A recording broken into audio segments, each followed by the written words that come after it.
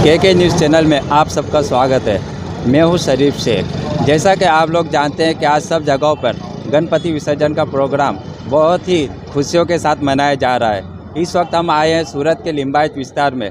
जैसा कि आप देख सकते हैं यहाँ पे मेरे पीछे कि पुलिस का काफ़ी बंदोबस्त है और यहाँ पे काफ़ी श्रद्धालु लोग भी आए हुए हैं और गणपति बहुत से जा चुके हैं और धीरे धीरे आना भी शुरू है। और अगर बात करें इस तरफ की तो यहाँ पे लिंबायत में काफ़ी यहाँ के हर धर्म के समाज सेवक जो है वो यहाँ पे कौमी एकता के साथ आए हुए हैं और इस प्रोग्राम में शरीक होकर इस प्रोग्राम की बधाई लोगों को दे रहे हैं।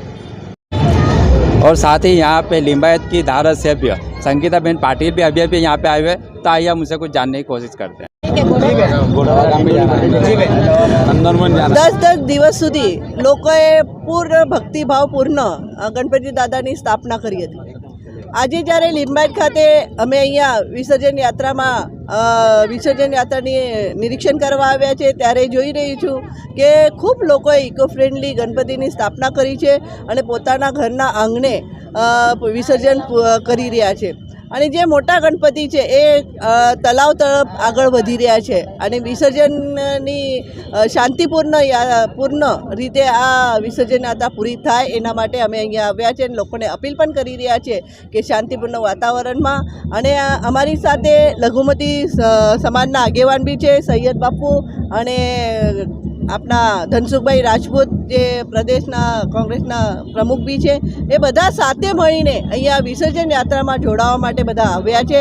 અને ગણપતિ બાપ્પા અને એક વિનંતી કરીશ કે આ લિંબાયતમાં ખૂબ સુખ શાંતિ સમૃદ્ધિ બક્ષે અને એમ જ્યાં લિંબાયતના આવનાર વિઘ્ન હોય એ વિઘ્ન લઈ જાય। અને લોકોને પણ અપીલ કરું છું કે લોકોના જે કંઈ દર્દ છે દુઃખ છે એ ગણપતિ બાપ્પા લઈ જાય એના માટે પણ આપણે પ્રાર્થના કરીએ અને આ વિસર્જન યાત્રાને સારી રીતે આપણે पार पाड़िए। जी सर, आपका नाम और आज की जगह पे क्या प्रोग्राम? सैयद अब्दुल रहमान चिश्ती। क्या प्रोग्राम आज पूरे भारतवर्ष के अंदर आनंद चौदस यानी कि गणपति विसर्जन का जो कार्यक्रम है वो हर्षोल्लास के साथ में मनाया जाता है। हम गुजरात सूरत के लिंबायत में संगम सर्कल के पास ये खड़े हुए हैं अभी।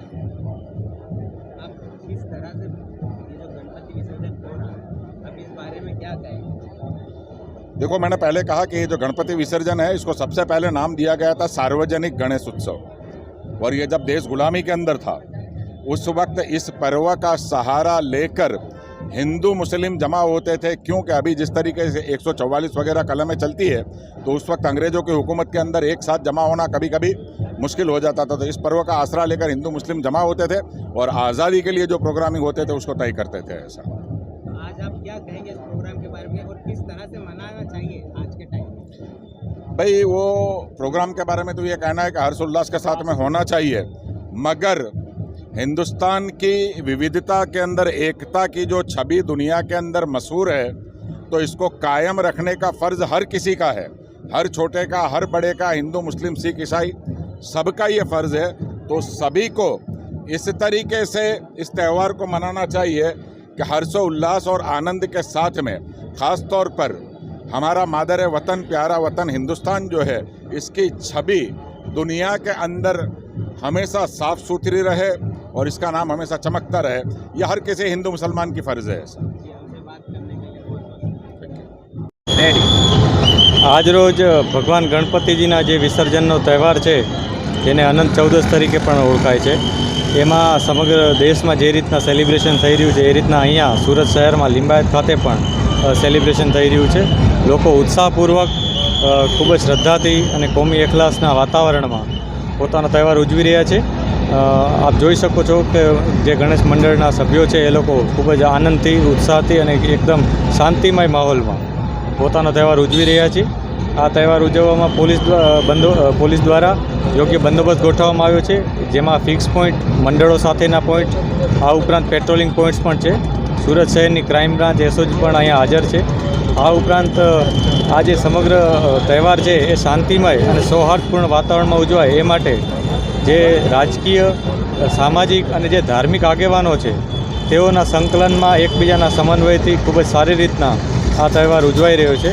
લોકો ઉમળકાભેર હાજર છે અને પોલીસ પણ યોગ્ય રીતના બંદોબસ્ત કરી રહેલ છે અને અમે સતત તમામ લોકોના સંપર્કમાં પણ છીએ અને સહકારમાં પણ છીએ અને આ જ રીતના ગઈકાલે પણ ખૂબ જ સારી રીતના ઈદનો તહેવાર ઉજવાયો હતો અને આજે ભગવાનનો જે વિસર્જનનો તહેવાર છે એ સારી રીતના અમે ઉજવી રહ્યા છીએ એ માટે તમામને શુભકામનાઓ પણ છે.